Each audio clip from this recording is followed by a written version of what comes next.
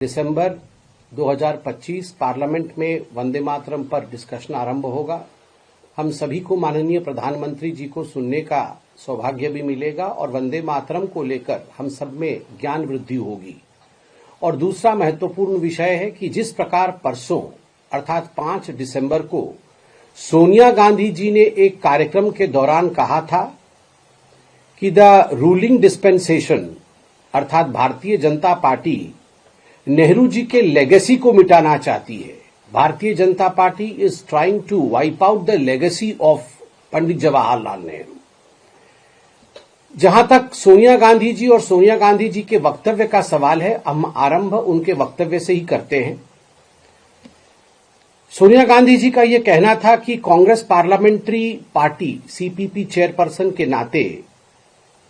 कि भारतीय जनता पार्टी नेहरू को विलीफाई कर रही है, कहीं उन्हें एक विलेन बना रही है और उनके इतिहास को डिस्टॉर्ट कर रही है और कहीं न कहीं जो जनमानस है उनके स्मृति से, उनके मेमोरी से नेहरू का नामो निशान मिट जाए, इसका प्रयास भारतीय जनता पार्टी कर रही है। मैं सोनिया जी को ससम्मान कहना चाहूंगा कि केवल और केवल नेहरू जी को जीवित रखने के लिए, नेहरू के स्मृति को जीवित रखने के लिए और नेहरू के तथाकथित लेगेसी को जीवित रखने के लिए कांग्रेस पार्टी ने न जाने कितने महानुभावों को, हो सकता है वो कांग्रेस के हो या कांग्रेस के बाहर के लोग हो, उनके लेगेसी को समाप्त किया है। उनमें सबसे बड़े उदाहरण अगर मैं देना चाहूं, कुछ उदाहरणों में से बड़ा उदाहरण है वल्लभ भाई पटेल जी का, कि किस प्रकार वल्लभ भाई पटेल जी को समाप्त करने की कोशिश की गई कांग्रेस के अंदर ही। और तो और अगर सही डेमोक्रेटिक तरीके से कांग्रेस पार्टी के अंदर जो वोटिंग प्रणाली थी कि देश का पहला प्रधानमंत्री कौन बनेगा, अगर उसे फॉलो किया जाता तो शायद पंडित जवाहरलाल नेहरू की ना कोई लेगेसी होती और ना ही पंडित जवाहरलाल नेहरू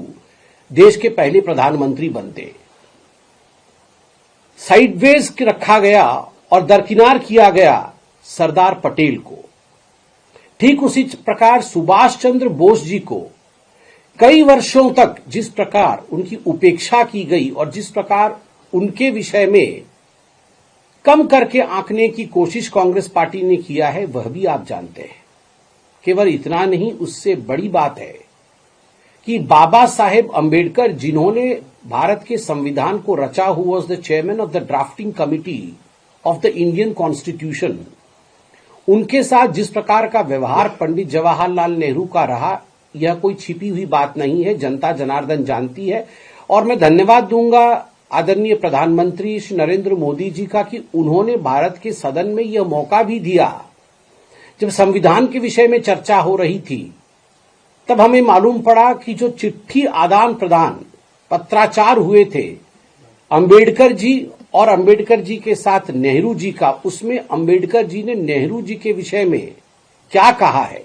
नेहरू जी के प्रति अंबेडकर जी की क्या सोच थी, यह भी हमने देखा। और बदला किस प्रकार कांग्रेस पार्टी ने लिया, उसके लिए मैं एक कार्टून भी लेकर आया हूं। ये 2012 तक एनसीईआरटी के किताब में यह कार्टून मौजूद था, जहां आप देख सकते हैं पंडित जवाहरलाल नेहरू किस प्रकार चाबुक चला रहे हैं अंबेडकर जी के ऊपर। और अंबेडकर जी कॉन्स्टिट्यूशन के जो दाता हैं, कॉन्स्टिट्यूशन के जो निर्माता हैं संविधान के, जिस संविधान के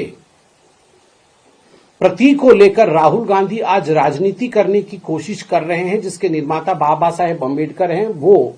संविधान बना रहे हैं और उनको चाबुक से, कोड़े से मारने की कोशिश यहां दिखाई गई है पंडित नेहरू की। यह लीगेसी है पंडित जवाहरलाल नेहरू की।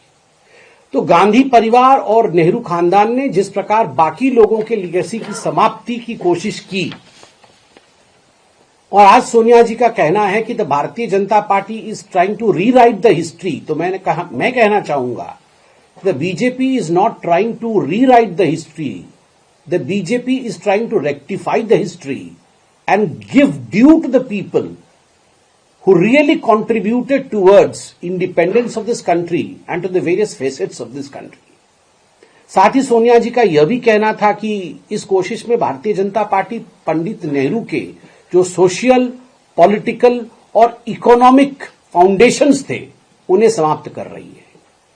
हम तो स्पष्ट रूप से कहते, न पंडित नेहरू होते, न कश्मीर की समस्या होती, न पंडित नेहरू होते, और शुरू से ही भारत में गरीबी हटाओ का जो तथाकथित आंदोलन चला, जिसमें केवल स्लोगनरिंग हुआ मगर जिसमें जमीन पर कोई काम नहीं हुआ, उससे भी हम निजात पाते।